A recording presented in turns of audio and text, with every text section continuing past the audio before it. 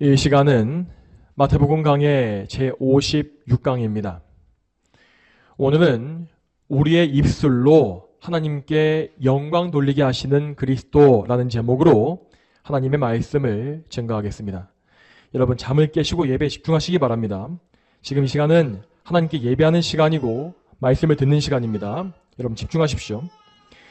이제까지 우리는 마태복음 8장과 9장을 통하여서 예수님의 10가지 이적에 대한 말씀을 살펴보았습니다. 예수님께서는 이 모든 기적들을 통해서 그분께서 소유하신 신적인 권세를 드러내 보여주신 것임을 알아야 할 것입니다. 여러분, 예수님의 권세는 이 세상의 모든 강한 권세를 굴복시키고 하나님의 백성들을 구원하시는 권세입니다. 그래서 예수님은 우리 죄인들을 얽매고 있는 죄의 권세와 사망의 권세와 그리고 마귀의 권세를 모두 굴복시키셨습니다. 또 심지어 예수님은 이 세상의 자연물인 바다와 풍랑을 잠잠케 하심으로써 그분께서 모든 만물을 통치하시는 하나님이심을 보여주신 바 있습니다. 자, 이제 우리는 마태가 연달아 보여주었던 10가지 기적 중에서 마지막 10번째 이적을 보게 될 것입니다. 여기에서 예수님은 악령 들린 벙어리 한 사람을 고치셨다고 기록되어 있습니다.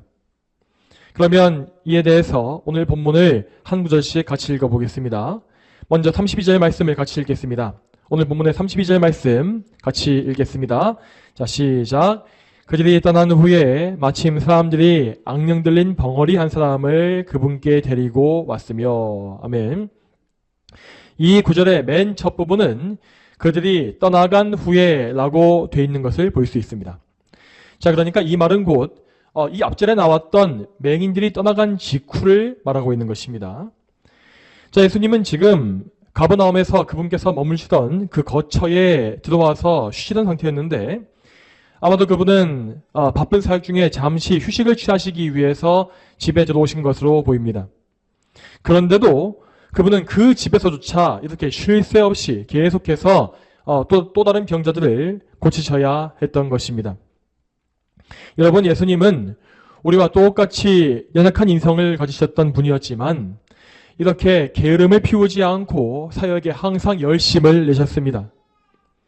이러한 사역의 분량은 보통의 사역자가 소화해낼 수 있는 양을 훨씬 초과하는 것이었습니다. 이렇게 살인적인 일정을 소화하시면서도 어떻게 예수님은 지쳐 쓰러지지도 않고 계속 새 힘을 얻으실 수 있었겠습니까? 보통 많은 사람들은 예수님께서 하나님이시기 때문에 당연히 이런 일들을 감당하실 수 있었을 것이라고 쉽게 생각하는 경향이 있습니다. 자, 그렇지만 그러한 생각은 예수님의 신성과 인성을 혼동하기 때문에 생기는 오해입니다. 여러분, 예수님은 그분의 한 인격 안에 신성과 인성이라고 하는 두 본성을 모두 소유하신 분입니다. 그 신성과 인성은 한 분이신 예수님 안에서 영원히 연합해 있으므로 절대 따로 떨어지거나 사라질 수가 없는 것이죠. 그러나 동시에 예수님의 신성과 인성, 이 두 본성은 서로 섞이지 아니하고 항상 구별되어진 속성을 영원토록 유지합니다. 여러분, 이 말이 무슨 뜻이겠습니까? 자, 그것은 예수님께서 사람으로서 가지신 육체와 영혼, 곧 인성이 우리가 가진 것과 아무런 차이가 없는 똑같은 인성이라는 것을 우리에게 보여줍니다. 여러분, 예수님은 죄가 없으시다라는 것 외에는 우리와 완전히 똑같은 인성을 가지셨습니다.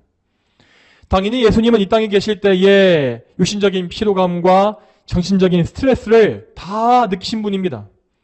그럼에도 불구하고 예수님께서 이렇게 많은 사역을 소화하실 수 있었던 것은 그분이 어떤 일 중독에 빠져서 그러신 것이 아닙니다. 예수님은 하나님 아버지께 받은 사명, 즉 그분의 부르심에 충실한 삶을 사신 것입니다. 하나님 아버지께서는 당신의 구속 계획을 이루시기 위해서 당신의 아들이신 성자 하나님을 구속자로 보내주시었고 그 구속의 사명을 모두 완수할 수 있도록 성령을 한없이 부어주셨다고 말씀하신 바 있습니다. 그래서 예수님의 인성은 항상 성령 하나님으로 충만하게 채워져 있었으며, 또한 그 성령님을 통하여서 아버지 하나님과 친밀하게 교제하는 삶을 평생에 사신 것입니다. 여러분, 우리는 예수님의 이러한 삶을 볼 때에 이것을 예수님께만 있는 남의 일 보듯이 생각해서는 안 될 것입니다. 예수님께서 사셨던 사람으로서의 삶은 하나님께서 우리 인간을 창조하실 때에 계획하신 바로 그 참 사람의 삶이었습니다. 하나님께서 주신 소명을 위해서 자신을 기쁘게 바치고 하나님만을 예배하며 하나님의 영광만을 위해 살아가는 그런 참된 사람의 삶, 그 창조의 목적이 예수님 안에서 이루어진 것이죠. 자, 그러므로 우리는 우리 자신의 삶이 바로 그러한 삶이 되기를 사모해야 하겠습니다. 우리 성도들은 성령으로 말미암아 예수님과 연합함으로써 예수님의 거룩한 사역에 참여하고 있는 백성입니다. 그러므로 우리는 하나님께 영광 돌리는 것을 우리의 소명으로 알고서 항상 성령 안에서 그 소명을 수행할 새 힘을 구해야 합니다. 우리 예수님께서 이 땅에서 당신의 사명을 끝까지 붙잡으셨던 것과 같이 우리 역시 그리스도의 몸에 속해 있는 지체로서 그러한 사명의 삶을 끝까지 살아가야 한다는 것입니다. 계속 이어서 말씀을 보게 되면 우리는 여기에서 악령 들린 벙어리가 예수님께 나온 사건을 볼 수 있습니다. 이 사람은 단순히 육체적으로 말을 못하는 언어 장애를 가진 것이 아니었고 악령의 들림으로써 언어의 기능을 상실하게 된 것입니다. 우리가 신약 성경을 보게 되면 이렇게 악령에 들리는 일이 종종 육체의 질병을 동반하는 것을 볼 수가 있습니다. 자, 이러한 사람들은 그들의 전 인격이 마귀에게 붙잡힘으로써 몸과 영혼 전체가 지배당하고 파괴당하는 그런 괴로움을 당한 것입니다. 여러분, 우리는 이 사람의 모습에서 사람을 파괴하는 악의 권세가 무엇인지를 똑똑히 보아야 합니다. 우리 죄인들을 지배하고 있는 권세는 대표적으로 죄의 권세와 마귀의 권세가 있습니다. 그리고 이 악한 권세들은 사람을 지배함으로써 사람의 몸과 영혼이 하나님을 위해서 사용되지 못하게끔 강하게 붙잡아 놓고 있습니다. 여러분, 이렇게 악의 세력에 붙잡힌 상태는 사람이 창조되었던 최초의 상태와 완전히 상반되어진 것입니다. 원래 하나님은 하나님의 형상을 따라서 우리를 인격체로 사람을 만드셨습니다. 그래서 사람은 하나님과 인격적인 관계를 맺고 그분과 인격적인 교제를 누리면서 살도록 계획된 것입니다. 그리고 하나님은 사람의 몸에도 여러 가지 기능을 부여해 주셨는데 사람은 자기 몸에 있는 기능을 통하여서 하나님을 힘써 섬기고 하나님과 교제할 수가 있는 그런 능력을 소유하게 되었죠. 예를 들어서 최초의 사람인 아담은 눈을 통해서 하나님이 창조하신 세상의 아름다움을 보았고 그 세상 속에서 하나님의 거룩한 성품을 충만히 발견할 수가 있었습니다. 또한 최초의 사람은 자기의 귀를 통해서 하나님의 말씀을 똑똑히 들을 수 있었고 또한 자연 만물의 소리 가운데서도 하나님의 세밀한 음성을 들을 수 있을 만큼 그 청각이 예민했습니다. 그리고 최초의 사람은 자기의 손과 발과 몸을 가지고 하나님이 주신 이 세상을 경작하였으며 하나님을 위해서 열심히 봉사하고 섬기는 그런 삶을 살았지요. 여러분, 인간의 몸의 여러 기능은 바로 이러한 하나님의 영광을 위한 일을 위해서 주어진 것입니다. 특히 오늘 본문을 통해서 우리는 인간의 언어의 기능이 무엇인지를 생각해 봐야 하겠습니다. 여러분, 하나님께서 사람에게 입술과 혀를 주시고 또 발성기관을 주신 이유가 무엇이겠습니까? 그것은 사람의 이 입을 통해서 하나님과 인격적인 교제를 나누게 하시기 위함이었습니다. 태초의 아담은 하나님과 동행하면서 그분과 자유롭게 대화할 수 있었고, 그분을 예배하고 찬송하는 그런 영광스러운 일에 자기의 이 말과 언어를 사용했습니다. 그리고 그는 하나님께서 만드신 이 세상을 관리하는 일에 있어서도 언어의 능력을 잘 사용한 바 있지 않습니까? 아담은 자기 언어의 능력을 사용하여서 동물들의 이름을 지어줬다라고 기록되어 있는 것을 우리는 볼 수 있습니다. 이것은 곧 아담이 이 땅의 왕으로서 피조물들을 통치했음을 보여줍니다. 아담은 하나님께로부터 왕의 권세를 부여받았고 그 왕의 사역을 감당하기 위해서 자기가 받은 언어의 기능을 썼던 것이죠.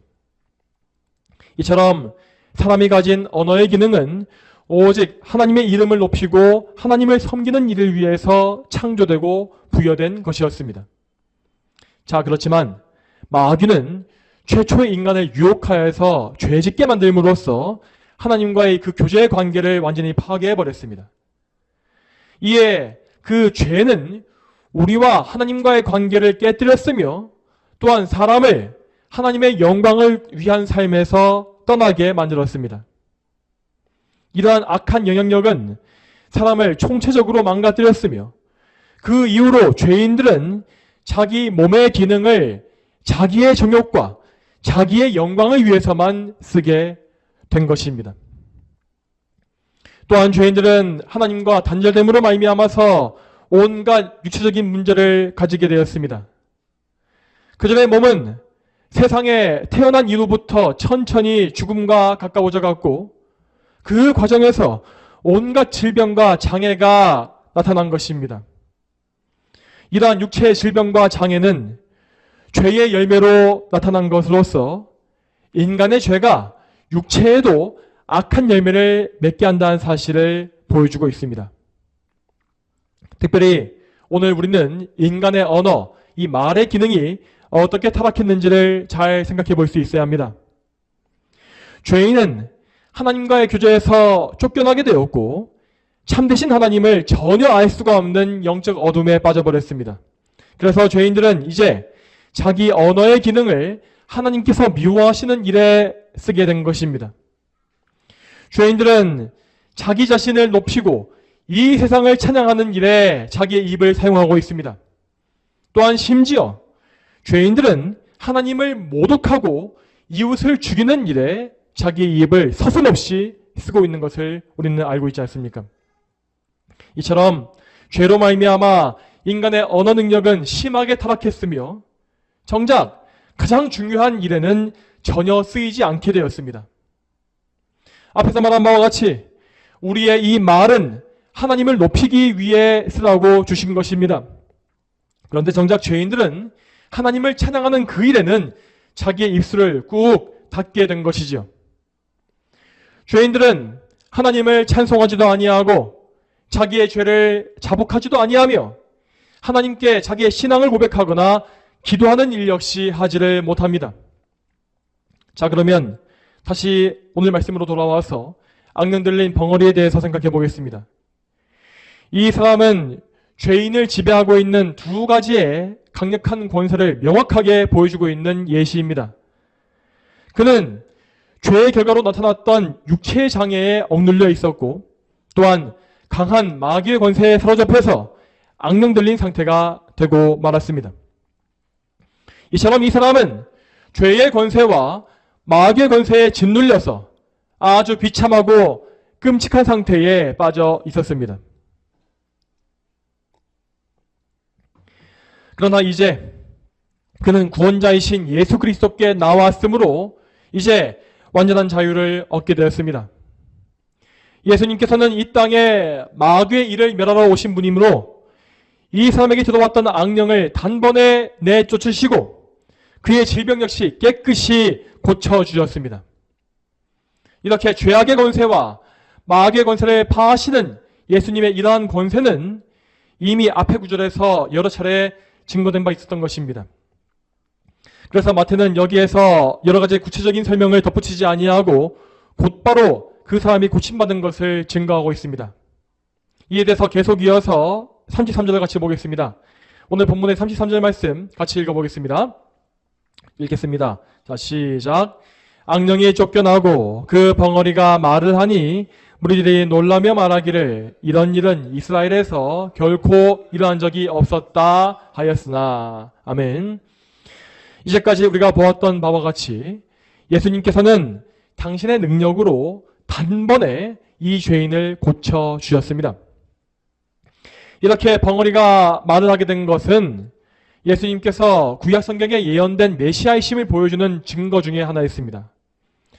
구약의 이사야 선지자는 메시아의 사역에 대해서 예언하기를 보지 못하는 자들이 눈에 뜨이고 듣지 못하는 사람들의 귀가 열릴 것이며 저는 사람이 사슴처럼 뛰고 말 못하는 사람의 혀가 기뻐 노래할 것이니 라고 한 바 있습니다. 메시아이신 예수님께서는 이 예언을 그대로 성취하심으로써 죄의 권세에 억눌린 이 죄인, 이 환자를 단번에 치료해 주신 것입니다. 이에 이 사건을 본 사람들은 놀라면서 말하기를 이런 일은 이스라엘에서 결코 일어난 적이 없었다라고 하였습니다. 당연히 이러한 일은 예수님 이전에 결코 일어날 수 없었던 일입니다. 왜냐하면 이런 사역은 오직 하나님께서 보내신 메시아만이 하실 수 있는 일이었기 때문이죠. 그러므로 이 사건을 본 유대인들은 그들이 계속 기다려온 메시아가 바로 그 예수님이심을 믿고 그분께 온전히 복종해야 했습니다. 그렇지만 당대의 유대인들은 이미 너무나 오랫동안 잘못된 메시아 신앙을 소유했었기 때문에 계속해서 정말 고집스럽게 예수님을 정치적인 왕으로 세우려고 시도했습니다.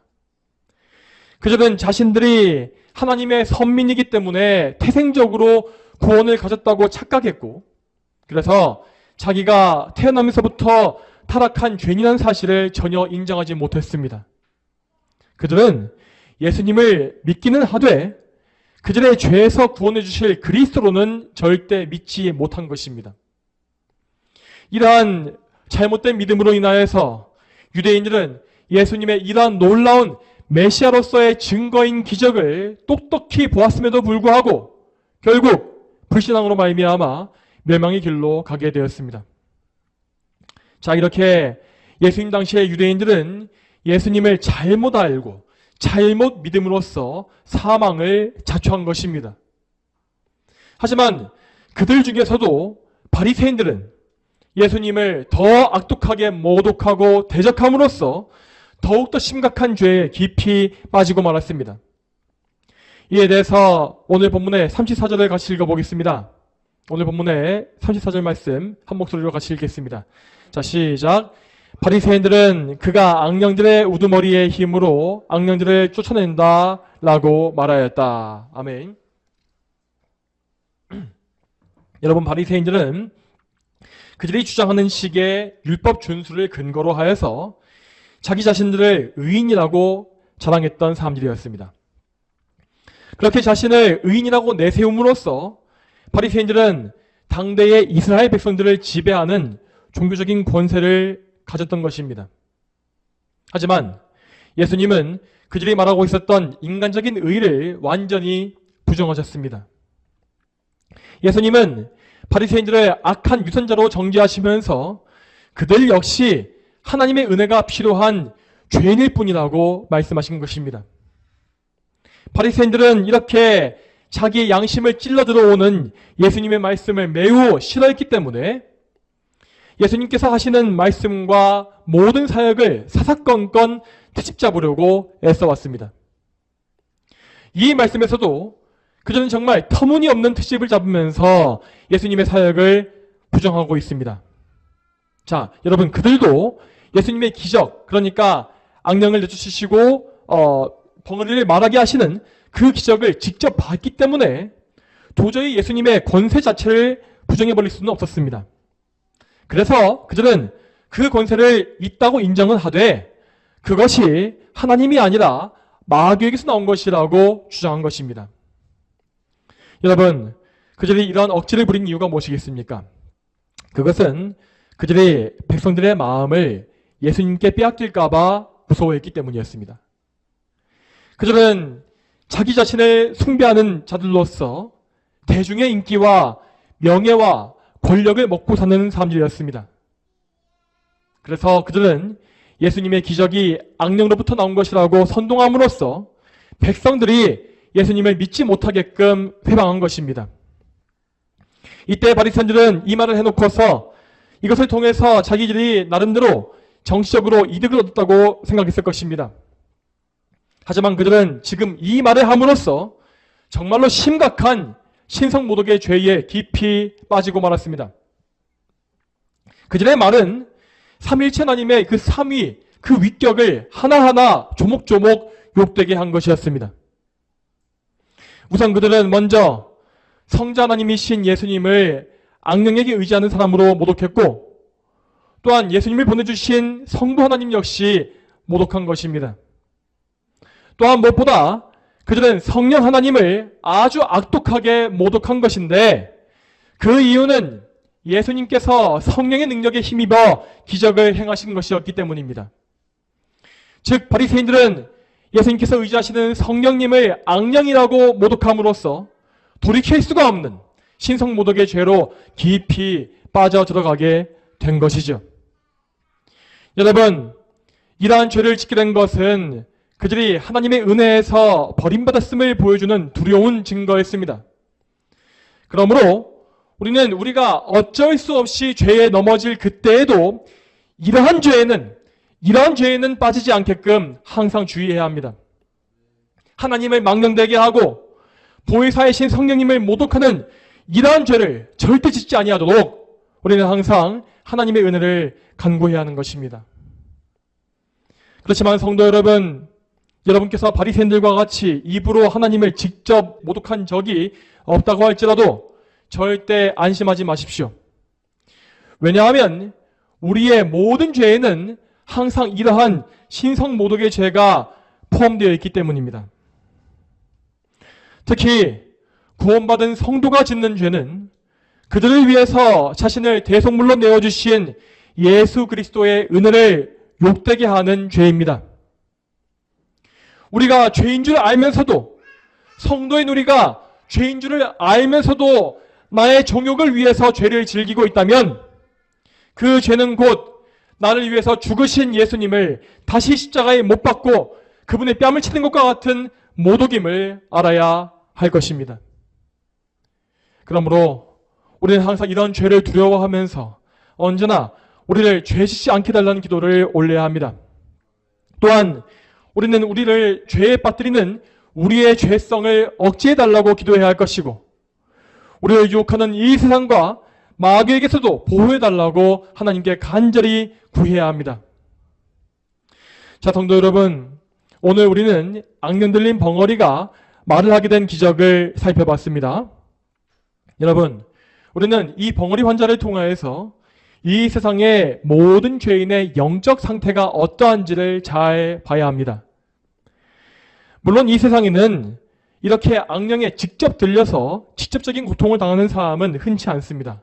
하지만 아담의 후손으로 태어난 모든 사람은, 모든 인류는 다 죄와 마귀의 노예로서 영적인 벙어리로 살고 있음을 우리는 항상 기억해야 합니다.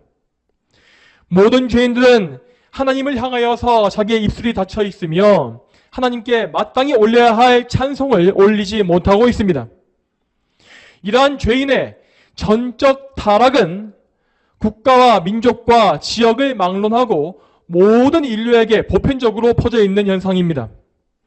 우리는 이러한 죄인의 소망 없는 상태를 분명히 알고서 그 모든 사람에게 구원의 은혜가 임하게 되기를 간절히 구해야 합니다. 죄인을 변화시켜서 하나님을 찬송하게 할 능력은 오직 삼위일체 하나님께만 있는 것입니다. 그러므로 그 삼위일체 하나님의 복음을 선포하는 기독교는 항상 절대적인 것이고 다른 어떤 종교나 사상과 타협할 수가 없는 것입니다.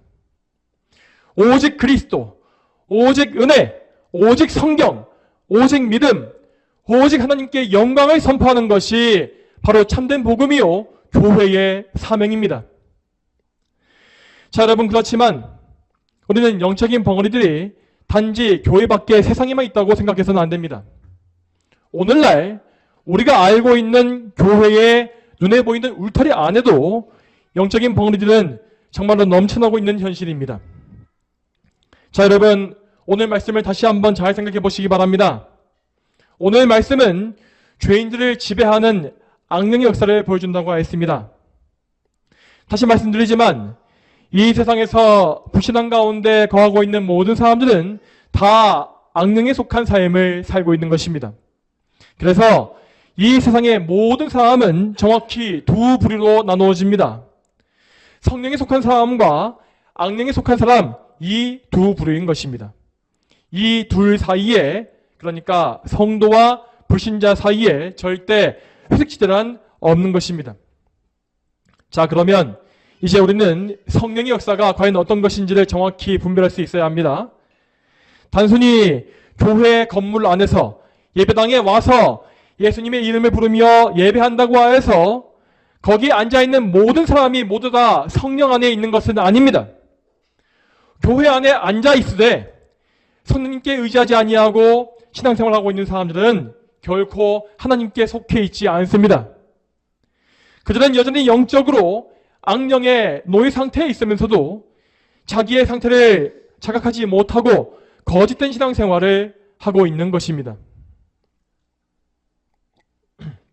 그리고 안타깝게도 오늘날의 많은 교회들은 이렇게 사람들을, 교인들을 악령에게 방치하는 일들을 제대로 분별하지 못하고 오히려 더 만들고 있는 현실입니다. 대표적인 예로 오늘날 교회에서 부르고 있는 찬송들을 잘 보십시오. 현대 기독교에서 불러지는 찬송은 그 초점이 하나님의 영광이 아니라 사람의 취향과 사람의 감정에 맞춰져 있습니다.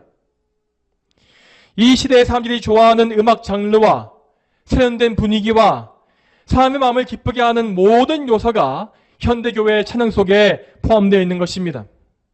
그런 가운데 사람들은 하나님의 영광을 바라보고 그 영광을 기뻐하면서 찬송하는 것이 아니라 자기 자아에 도취되어서 노래를 부르고 있습니다. 대부분의 사람들은 찬양 가운데 하나님의 거룩한 성품을 깊이 묵상하거나 그분의 하신 역사에 대해서 충만한 감사의 감정을 가지는 것이 아닙니다.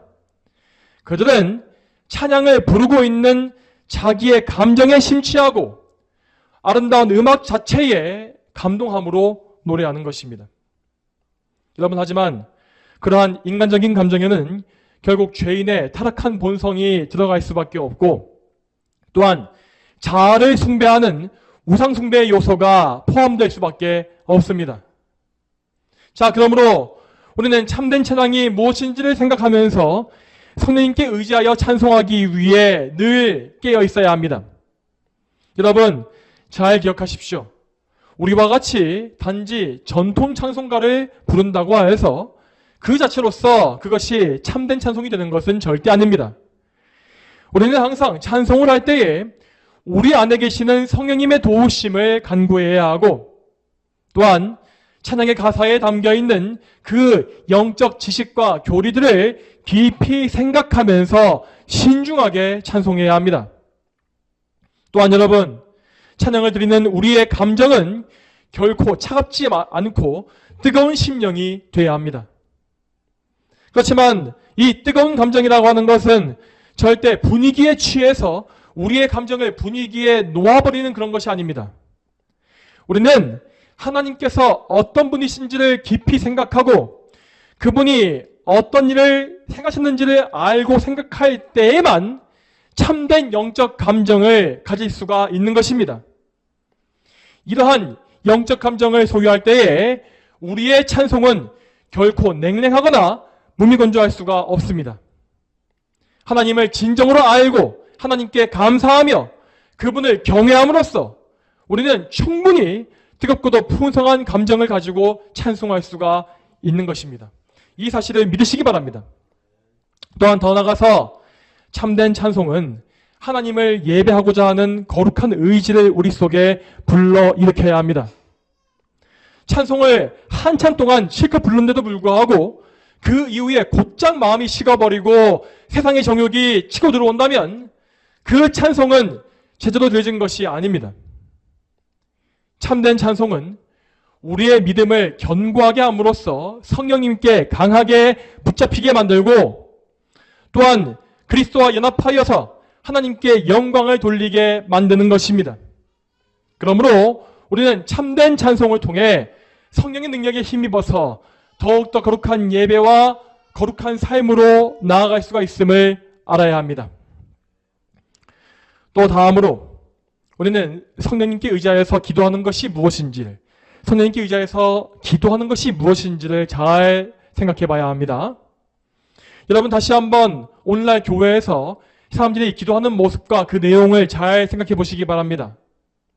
과연 누가 기도를 할 때에 성령님의 도우심을, 인도하심을 간절히 구하면서 기도하는 것을 볼 수 있겠습니까? 대부분의 사람들은 기도를 그저 자기가 마음먹은 대로 자기의 원대로 할 수 있는 것으로 알고 있습니다. 그들은 그저 기도할 때에 자기가 마음속에 품고 있는 자기의 소원을 말하고 또한 자기 인생에 급박하고 간절한 문제를 놓고서 열심히 기도를 합니다. 그러나 정작 그들은 하나님께서 원하시는 바가 무엇인지에 대해서는 관심이 없습니다. 여러분 잘 기억하십시오. 참된 기도라고 하는 것은 결코 내 소원을 하나님께 관철시키는 것이 아닙니다. 그런데 오늘날 많은 교인들은 그저 기도를 열심히 해서 하나님을 설득할 수 있다는 식으로 생각하는 것을 우리는 많이 볼 수 있지 않습니까?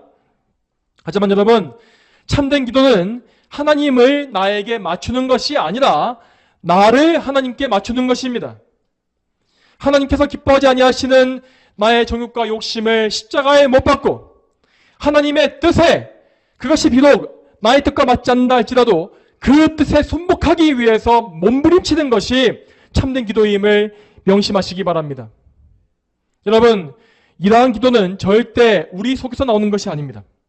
이것은 오직 우리가 성령님 안에서 기도할 때에만 하늘로부터 우리에게 주어져서 나오는 것임을 기억하십시오.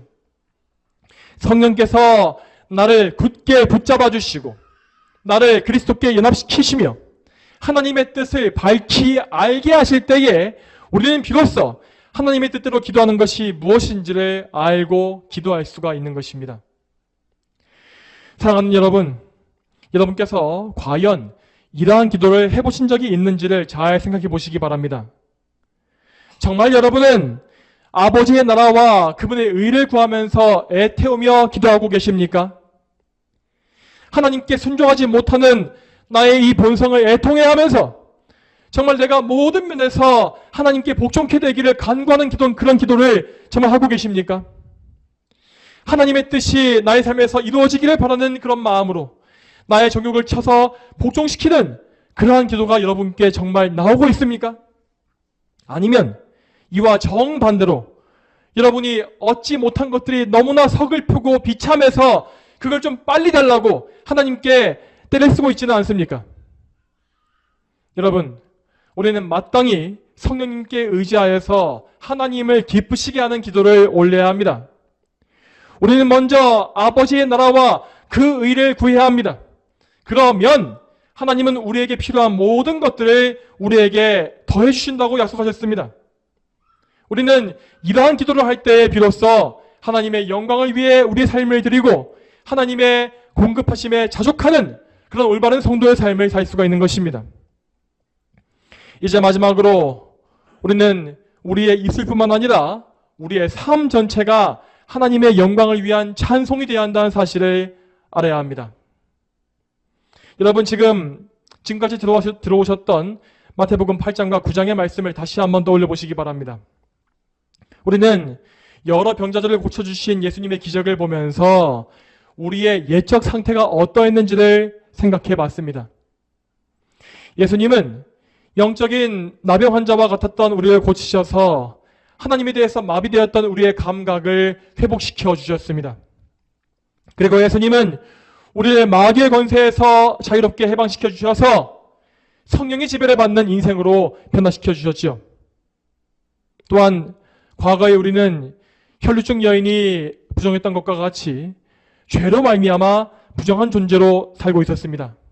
그러나 예수님은 우리를 그분의 보혈로 씻어 정결케 하시고 하나님과의 화목한 관계를 회복해 주신 것입니다. 그뿐만 아니라 예수님은 영적 맹인이었던 우리의 눈을 뜨게 해주셨고 영적 중풍병자였던 우리를 다시 이렇게 세워주셨으며 또한 하나님에 대해서 시체와 같이 완전히 죽어 있었던 우리에게 거듭난 새 생명을 허락해 주셨습니다. 그리고 마지막으로 예수님은 하나님을 향해 닫혀 있었던 우리의 입을 여시어서 우리의 입이 하나님을 찬송하고 영광을 돌릴 수 있게끔 고쳐 주신 것입니다. 자, 이렇게 마태복음은 죄인의 구원에 대해서 그의 입술이 열리는 것을 가장 마지막에 배치해 놓았습니다. 자, 이것이 무슨 뜻일까요? 이것은 곧 죄에서 구원받은 이후에 성도의 삶이 찬양의 삶으로 드려져야 함을 보여주고 있습니다. 우리는 성령 안에서 우리의 입술로 하나님께 찬송 올려야 합니다. 그리고 더 나아가서 우리는 우리의 입술뿐만 아니라 우리의 삶 전체를 성령님께 맡겨드림으로써 우리 자신이 하나님을 높이는 찬송으로 올려질 수 있도록 해야 하는 것입니다. 그러므로 성도 여러분, 항상 하나님을 기쁘시게 하는 그 일에 여러분의 마음을 두십시오.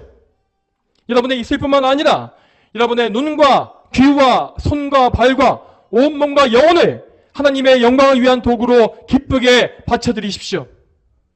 그리고 무엇보다 오늘 말씀에 순종하시어서 성령님께 의지하여 찬송하고 기도하는 삶을 늘 사시기 바랍니다. 여러분, 우리의 원수인 마귀는 여러분을 끊임없이 시험함으로써 여러분의 입을 막아버리려고 할 것입니다. 그렇게 마귀의 시험에 들 때에 우리는 기도의 입술이 막혀버리고 찬송의 즐거움도 잊어버릴 것이며 하나님께 죄를 고백하거나 감사하는 마음도 없어질 것입니다. 그러나 여러분, 항상 하나님의 은혜와 그리스도의 공로에 의지하여 이 마귀의 시험을 이겨내시기 바랍니다. 여러분 자신은 절대 마귀와 세상을 이길 수 없습니다. 하지만 오직 그리스도 예수님께서는 모든 승리를 가능하게 하십니다. 이 사실을 믿으시고 승리자이신 그리스도께 항상 달려가시길 바랍니다. 저와 여러분 모두가 지금부터 영원까지 우리의 입술과 전인격을 통해서 하나님께 영광 올리게 되기를 주님의 이름으로 축복합니다. 다 함께 기도하겠습니다. 하나님 아버지, 오늘도 마태복음에 나와 있는 이 기적의 말씀을 통하여서 우리가 우리의 입술로서 무엇을 해야 하는지를 보게 하시고 또한 우리가 우리의 전인격을 다해서 하나님께 기도하고 찬송하는 것이 무엇인지를 보게 하심에 참으로 감사합니다. 하나님, 저희의 입술과 저희의 온 몸과 저희의 마음을 저희가 성령 하나님께 의탁하기를 소망합니다. 그리하여서 성령님께서 저희 모두를 지배해 주시고 저희를 인도해 주셔서 저희가 정말 저희의 온 마음을 다해서 하나님을 높이고 찬송할 수 있도록 주여 저희를 인도해 주시옵소서. 하나님, 저희에게는 하나님께 영광 돌릴 수 있는 기능도 없고 그러한 능력이 전혀 없습니다. 이런 저희를 불쌍히 여기셔서 저희가 평생에 그리고 영원히 하나님을 높일 수 있도록 저희를 구원받은 성도의 삶, 그런 찬송의 삶으로 인도하여 주시옵소서. 감사드리옵고 거룩하신 예수님의 이름으로 기도 올립니다. 아멘.